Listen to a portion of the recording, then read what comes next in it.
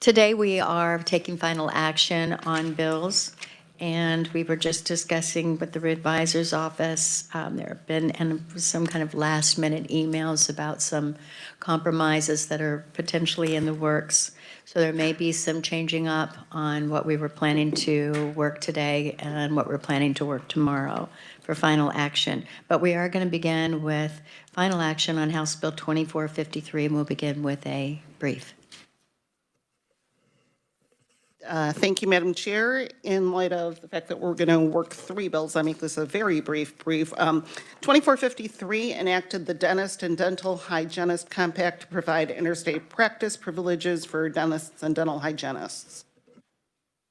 That is a brief. Okay, committee, do we have any amendments on this bill? Yes. For the reviser, please. Help me real quick, very briefly, understand again how easy it is for Kansas to get out of this, or how easy it would be for Kansas to disregard this compact if it so chose. Can you give me a minute to pull up the bill itself? This is not starting off well this morning. Give me 1 second here. Just so that you all know, Eileen is easy to tease, so we often tease her.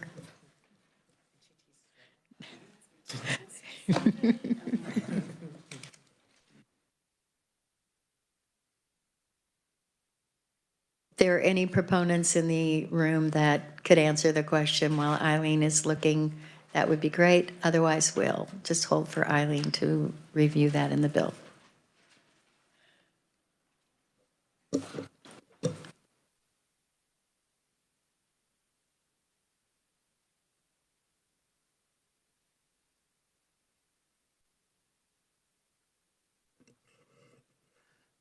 Madam Chair.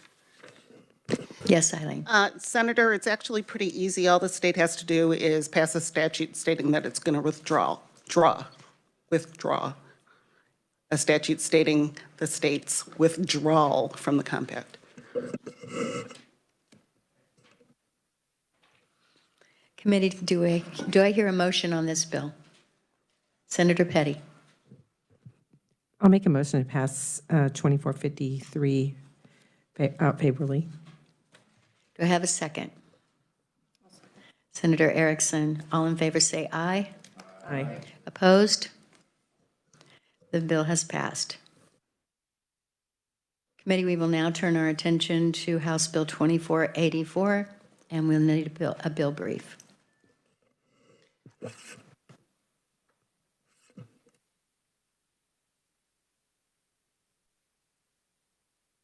Thank you, Madam Chair. House Bill 2484 enacts the Social Work Compact.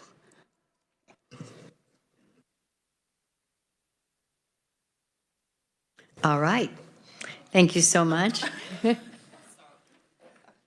That was a short bill brief, and that's what a brief is supposed to be. So we're grateful for that. Yes.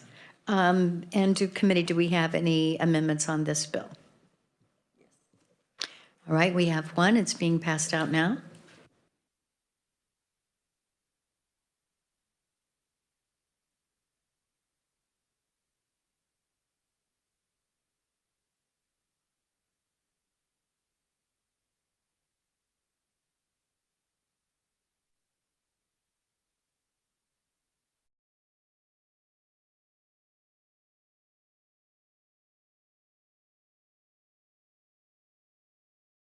Senator Erickson, David is in the room. Would you like him to address the additional dollars? Yes, thank you, Madam Chair. David, could you come to the mic and explain the reasoning behind going from 25 to 35? Thank you, Madam Chair. I'm David Fye, Executive Director for the Behavioral Sciences Regulatory Board. And the amendment you see before you would amend House Bill 2484, essentially one small change, and that would be on page 26 of the bill. line 24, and it would just change the fee cap for individuals practicing under that multi-state license and change that amount from 25 to 35. And this was something requested on behalf of the BSRB. Basically, the board is definitely in favor of this compact and supportive of the compact. This will substantially change our licensure for those individuals practicing under the compact, and also another group of licensees, that is individuals living outside of the state of Kansas that currently receive a licensure in Kansas. Under this compact, which is designed differently from the rest, you could get a multi-state license in your home state, and there would be no reason for you to get a license in other states that are part of the compact. So right now, we have about 22% of our social workers that live outside of the state of Kansas, and we expect if this passes and the compact passes in other states, those 22% of licensees, which is almost 1,800 people, will go away. And those license revenues that we currently use for operating expenditures will also go away. So this was in my testimony and my written testimony before you, but essentially we have extra responsibilities with the compact, but we will also see a shortfall of revenue with those individuals living out of state no longer getting a license in Kansas. Over 2 years, the estimated decrease in revenue is about $150,000, so about a $75,000 decrease in revenue on a per year basis. So the amount that was put into the bill, the $25, that doesn't cover the shortfall.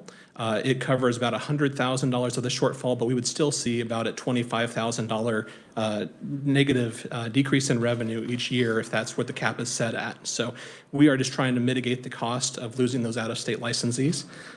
Still in favor of the compact. It's just a few years back, the board lowered fees for applications and also for license renewals significantly to draw down the balance in our fee fund. We're currently operating at a deficit. And so at a certain point, when our fee fund balance drops too low, we will need to come back and ask for a fee increase for some of our licensees. So the question is not, will we need to ask for an increase in fees in the future? The question is how quickly. So that's why we're trying to mitigate this and find a balance so that we don't have to ask for a fee increase for licensees too quickly. So that's why we're requesting this change. Committee, are there questions for David? Senator Alley. Thank you, Madam Chair. David, you brought up a question that has been in my mind. Sometimes when we do things up here, it's a great idea until we do it. And you're basically on fee funds is how you survive. Correct. We receive no money from the state. No money from the state. So if we continue to do that for most of our medical community, and we have, are we going to have this same problem with other agencies? I don't know. I can't speak to the other agencies. For our agency, I can just tell you back, just a kind of a 10-year history, back in 2016, our fee fund was increasing on a year-to-year basis until about 19. And that's when the board put in those significant fee decreases. So right now we operate at a deficit. The amount is going down. We reached a high of 2.3 million in 2019. Currently, it's about 1.9 million. So it's gone down 400,000. Our budget is about 1.2 million every year. So it's going down until we can get about 1 year's expenditures as a operating budget balance. So that's the plan for the BSRB, but I don't know that I could speak to the other fee-funded agencies. And then the other concern, and I think it's even a greater concern for me, is that will our medical profession leave the state for higher paying jobs across the state line?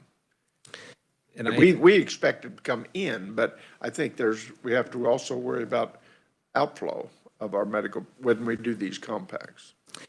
Yes, and I think with the mental health professions, there are some uniquenesses. I think one of the reasons we have so many individuals that live out of state that have a Kansas license is because people travel, but also there's a lot of telehealth being practiced. And so passage of this compact will open up a lot of doorways for our in-state licensees to be able to practice into those states and open up opportunities there, but it'll also open up opportunities for people in all those different states to provide services into Kansas to meet that need. So in terms of people moving and job opportunities, I can't really speak to that, but in terms of the telehealth and the services being provided, I think it will increase that. Thank you.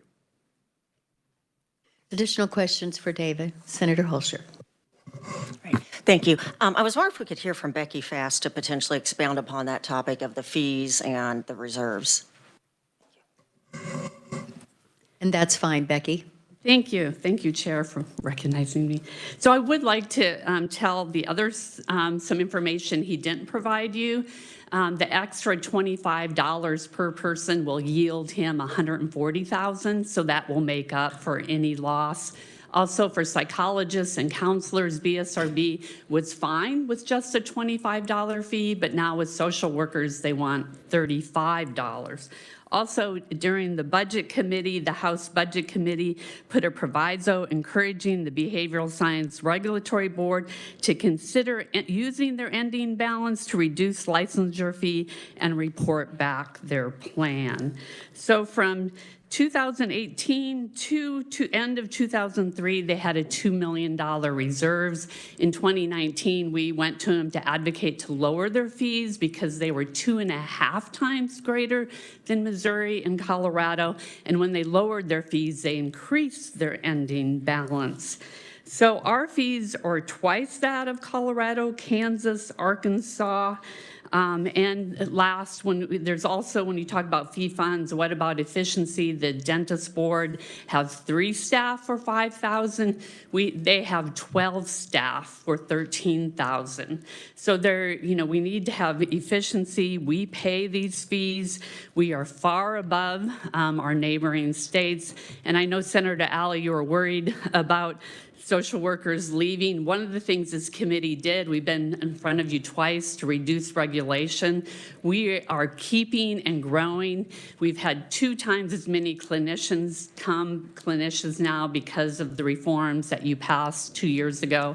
We have a lot of Missouri social workers that just keep the Missouri license because we were so regulatory restrictive, and they are starting to come back. They don't have a Kansas. They live in Kansas and work in Missouri. So we will gain people. He doesn't add that in there. Most states say this will, they will bring in additional revenue. He doesn't report that at all. So he will bring in another $140,000. So I asked you to vote no on this. And David, finally, you're shaking your head no. Would you like to proceed with that or share us information? Yes. Madam Chair, respectfully, the representative from Kansas NASW provided some incorrect information. We did say in our initial testimony to the House that we would poll all the social workers that are licensed by the BSRB to see how many would be interested in switching from a single state license to a multi-state license, and we did that. We surveyed 2,828 social workers. We found that based on the individuals who reported they would be interested in moving over to that, there would be about $100,000 in revenue switching from the single state license to the multi-state license if it is this $25 cap for those individuals. So the $140,000, that's not rooted in the facts. We did do the poll of the social workers. We have that data. It's published on our website. Also, additionally, the information she provided in terms of our fees being that much higher than Missouri, it's not correct as well. We have different types of fees, and when we lowered those fees significantly by $50, the application fees and the renewal fees, we now have some of the lowest fees for some of those social work fees out of the entire United States. And so you can look at different types of fees and do somewhat comparisons if you want, but basically our interest is not wanting to go forward and raise fees anytime soon, and we would also like to have this group that are providing services under this new compact treated in a way in which if they're going to be sort of the reason that we're losing the out-of-state revenue, we would like that to be appropriately put on the individuals who are practicing now into all these different states. There's some other things I could mention as well. We've absorbed some additional cost. We've pursued additional fee decreases, like decreasing temporary license fees. We have a fee decrease going forward right now for some of the behavior analyst fees. We've absorbed the cost of 2 new licensing specialists without considering raising fees. The issue is that our fees are going down in a lot of different areas. We're absorbing additional cost. The issue is that when our fee fund balance decreases to a certain level, we will have no choice but to have fee increases, and we don't want to do that anytime soon. And so that's why we wanted to bring this forward. And this amount currently for this compact is not set. We're not a member of this compact. It's not operational. Our interest is making sure the fee is set at the correct amount. For the other compacts, there's a lot of details we could get into that aren't specifically germane to this one. With the other compacts, you pay a privilege fee for the psychology conference, and then you pay additional fees to the SIPAC commission to practice. So it's not just this fee. For the professional counseling compact, you pay a privilege fee into every state in which you want to practice. For the social work compact, you pay this in your home state for a multi-state license, and you don't pay any additional fees aside from just having your permanent license. So it's created very, very differently, and that's why we are asking for the different amount, because we do think it'll replace those out-of-state licensees rather than provide an alternative like the other compacts. Thank you, David. Committee, we are now ready to discuss this 2484 amendment. And anybody have any discussion? I will just say that though I appreciate the department coming in to say we don't want to have to raise fees earlier, I think with the compact being so new, it seems to me like it would be harder to determine how soon they need to come back. We know that there is money in reserves. I, for one, would be fine with them coming back a year, 2 years after the compact is in place to say, we do need the additional dollars, and I think that committee would consider those additional dollars.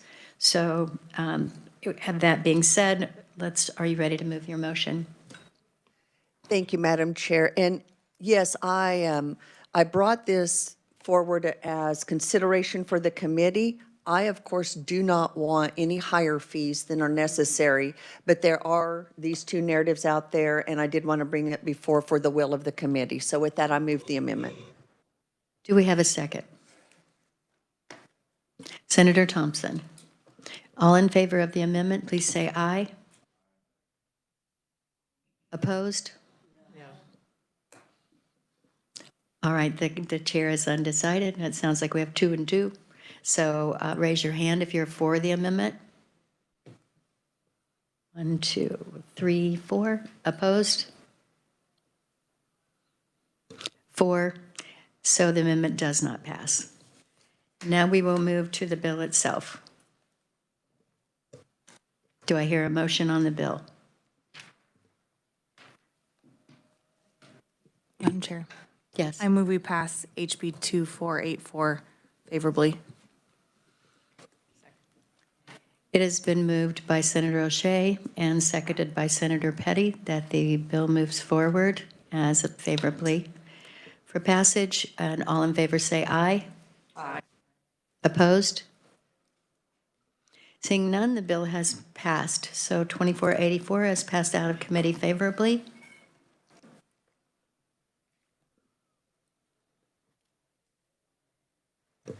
In committee, I understand that, I know it was last minute that I put 2749 on.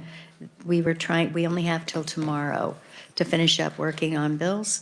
And so I understand I've been asked if there are some other amendment possibilities.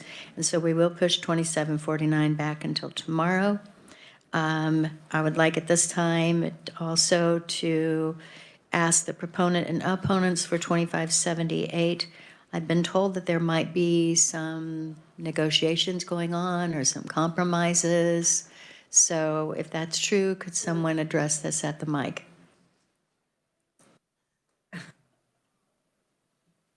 Okay, I'm not seeing anybody coming forward. So then we will move ahead to work Senate Bill or House Bill 2578. Are there any amendments to this bill? I apologize. Yes, we will have a review. A brief. 2578. Sorry, Madam Chair, let me pull that brief up. I thought we were going to do 2754 instead. We can, since you had 2574 or 2754 pulled up, are you there on 2578? Thank you, Madam Chair. House Bill 2578 would provide that programs and treatments provided by a certified community behavioral health clinic be granted a renewal certification if such programs and treatments have previously been certified or accredited. Committee, any questions for Eileen? Seeing none, do we have any amendments to this bill? Seeing none, we're open for discussion before we vote. Senator Blasey. Thank you, Madam Chair. I move that we pass out House Bill 2578 favorably for passage. Do I hear a second? Seconded by Senator Thompson. Committee, all in favor, say aye. Opposed? No. The bill passes. 2578 passes favorably out of committee. Committee, we are now going to go to House Bill 2754. Could we have a brief? Thank you, Madam Chair. House Bill 2754 would authorize counties to use home rule powers to exempt themselves from conducting school sanitary inspections.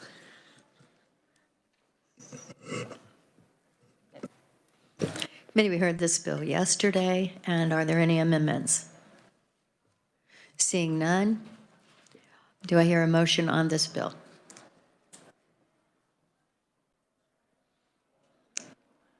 Senator Petty. I'll make a motion to pass out 2754 favorably for passage. Do I hear a second?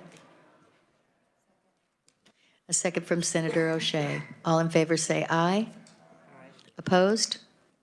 The bill passes.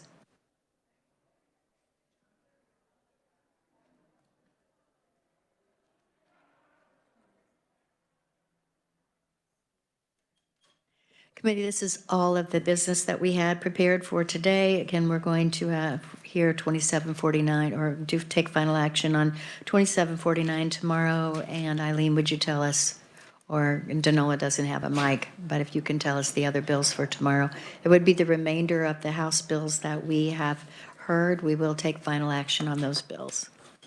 So tomorrow we'll hear work on 2751, 2749, and 2784. Is that right? Mm-hmm. Committee, we will resume, or after this committee is adjourned, we will reconvene at 10:30 in room 346S for the informational hearing on Medicaid expansion, and I will see you then. We are adjourned.